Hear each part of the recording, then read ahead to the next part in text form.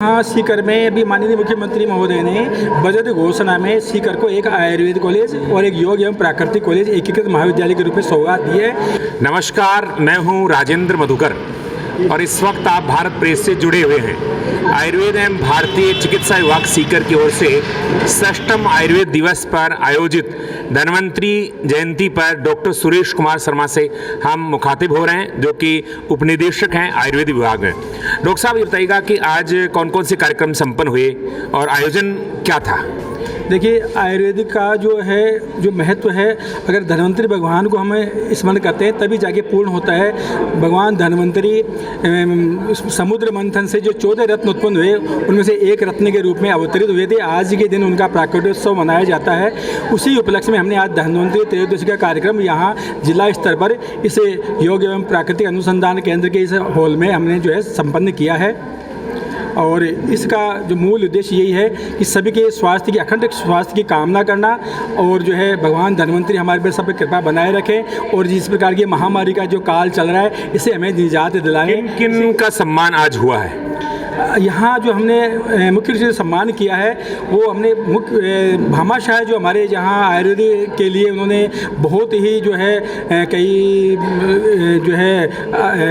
उन्होंने सहयोग किया है और भूमि के रूप में भी किया है। कई भामाशाहों ने हमारे यहाँ विभाग की जो औषधालय है उनका जीर्णोद्धार करवाया है, कईयों ने नवनिर्माण कराया है। ऐसे भामाशाहों को हमने यहाँ बुला करके आज उनका मान बढ़ाया है, सम्मान किया है और उनका सम्मान करते हुए हम अपने आप को स्वयं को सम्मानित महसूस कर रहे हैं। इसके अलावा जिन्होंने उत्कृष्ट कार्य किया, हमारे जो चिकित्सा अधिकारी हैं, जो हमारे कंपाउंडर्स हैं, अन्य हमारे जो मंत्रालय कर्मचारी हैं, उन्होंने विभागीय गतिविधियों में प्लस साथ में ही कोरोना से निजात दिलाने में जो क्वाथ वितरण है, अन्य जो इनके प्रिवेंशन के जो औषधि है उनके वितरण में है। साथ में अभी प्रशासन गाँव के संग जो अभियान चल रहा है उसमें भी जो हमारे कैंप लगाए जा रहे हैं, उसमें बढ़ चढ़ के जो काम कर रहे हैं उन लोगों को हमने यहाँ प्रोत्साहित करने के लिए और हमने उनका सम्मान किया है। इससे अन्य लोगों को भी एक प्रेरणा मिलेगी और आगे अन्य लोगों का भी हम सम्मान कर पाएंगे। इस उद्देश्य से हमने आज ये सम्मान समारोह रखा है। राजेंद्र औषधालय में हम इस वक्त बैठे हैं। डॉक्टर राजेंद्र प्रसाद को ये समर्पित औषधालय है।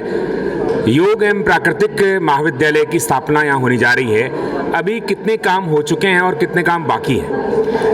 यहाँ सीकर में अभी माननीय मुख्यमंत्री महोदय ने बजट घोषणा में सीकर को एक आयुर्वेद कॉलेज और एक योग एवं प्राकृतिक कॉलेज एकीकृत महाविद्यालय के रूप में सौगात दी है। इसी संदर्भ में हमने भूमि का चयन कर लिया है और नगर परिषद से भूमि के लिए जो अब आगे फाइल है अप्रूव होने के लिए कितनी सीटें मिली हैं आपको? 40,500 वर्ग जमीन हमने चिन्हित की है और उसकी फाइल DLV में जयपुर में स्वयं देकर के आया हूँ। अति शीघ्र हमारे को भूमि का आवंटन हो जाएगा और यहाँ निश्चित रूप से बहुत अल्प समय के बाद में ही भवन निर्माण का कार्य भी प्रारंभ हो जाएगा, ऐसी मुझे पूर्ण आशा है। बहुत बहुत धन्यवाद।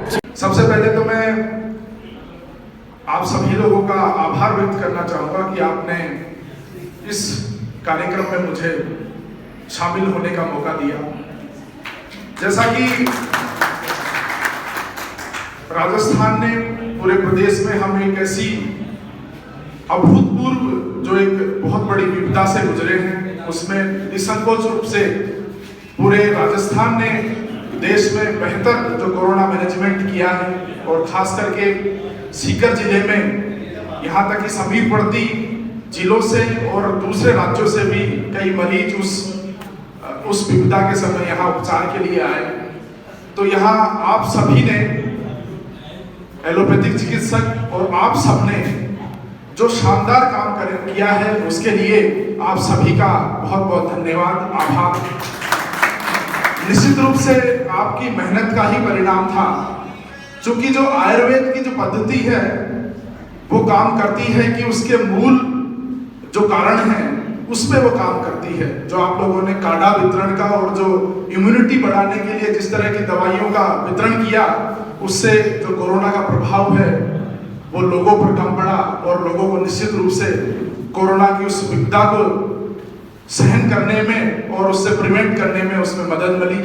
उसके लिए आप सभी का बहुत बहुत आभार। आज मैं बधाई देना चाहूँगा जिन्होंने बेहतर कार्य के फलस्वरूप आज यहाँ सम्मान पाया है, वो तो बधाई के पात्र हैं ही। इसके अलावा जो अन्य आपके साथी हैं उनसे भी मैं उम्मीद करूँगा कि आने वाले टाइम में जब अगला 7वां जब राष्ट्रीय आयुर्वेद दिवस आयोजित हो तो उनको भी यहाँ अपने बेहतर कार्य के बलबूते पे सम्मान होने का अवसर मिले, तो ऐसा वो कार्य करेंगे, ऐसा मुझे पूरा विश्वास है। डीडी साहब ने पूरा एक वार्षिक प्रतिवेदन हमारे सामने रखा कि किस किस तरह से क्या क्या हमने अचीवमेंट प्राप्त किए।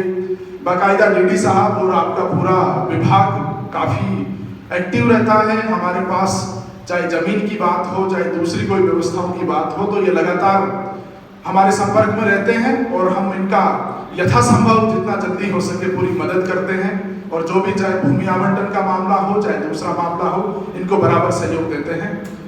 तो आपके जो जिले के मुखिया हैं उनको भी बधाई कि इनके नेतृत्व में आप लोगों ने बहुत ही अच्छा मैनेजमेंट किया।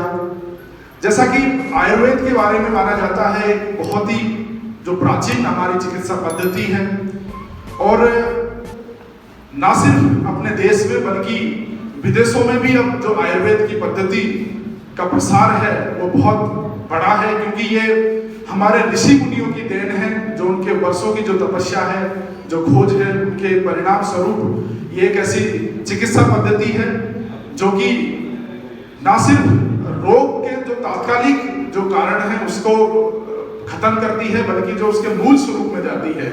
और यही एक चीज है जो अन्य चिकित्सा पद्धति से आयुर्वेद को अलग करती है।